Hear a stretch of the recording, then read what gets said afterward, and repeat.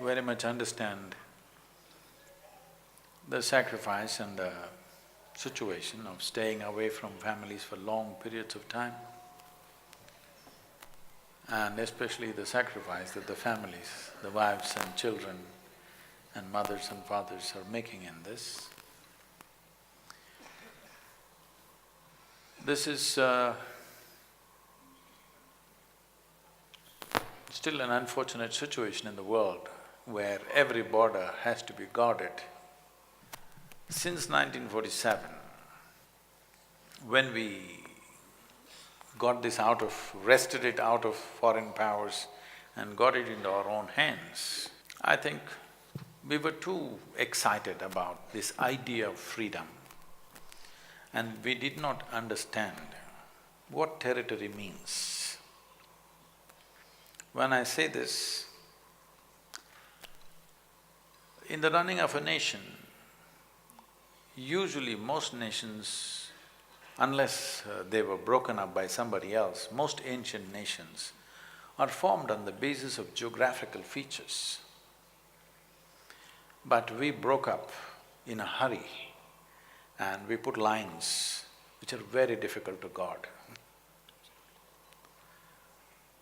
And above all, we cut off trade routes which we have been using for thousands of years.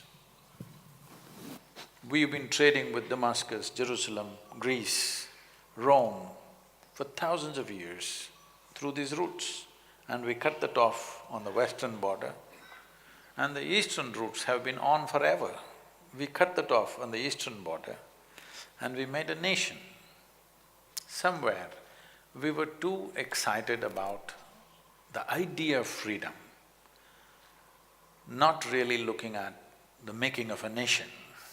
We were new to freedom and we cut ourselves into pieces without understanding what future problems we will have, which unfortunately both the political entities, our neighbor and us, are suffering because we did not understand the making of a nation. To protect a free nation, what it takes, to make a free nation prosper, what it takes, we did not look at it in full depth and dimension. I'm not trying to blame anybody. All I'm saying is, we were new and we were in a hurry.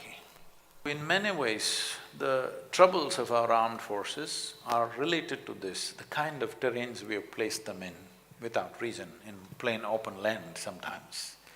So as your commander was saying, you are in minus 15 degrees centigrade and 52 degrees centigrade in Rajasthan, extreme conditions. Apart from that, staying away from families. This staying away from families in the past, it was not so much of a problem because almost any man who was active either in business or in anything stayed away from families for long periods of time. But today, because of cell phone and Facebook and Twitter, you're guarding the border with your family right behind you, which is tough.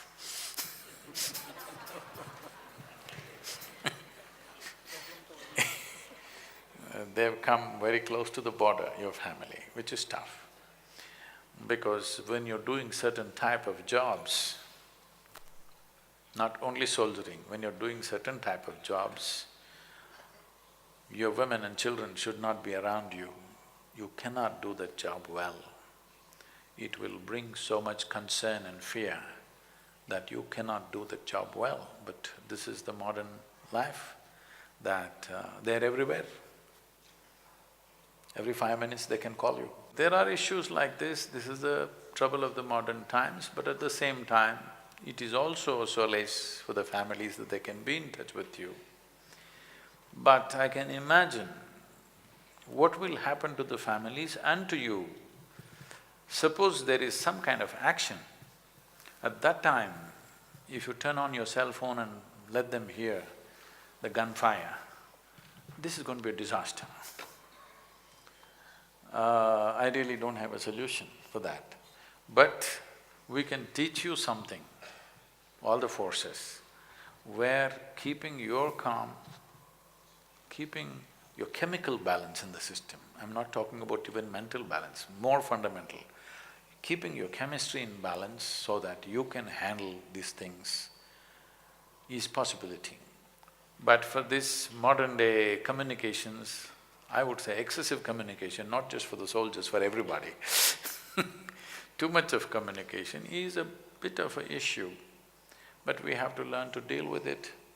But I feel this is first generation of soldiers having this level of communication. Maybe in another 5–10 years they will learn to handle it, because you can't cut it off.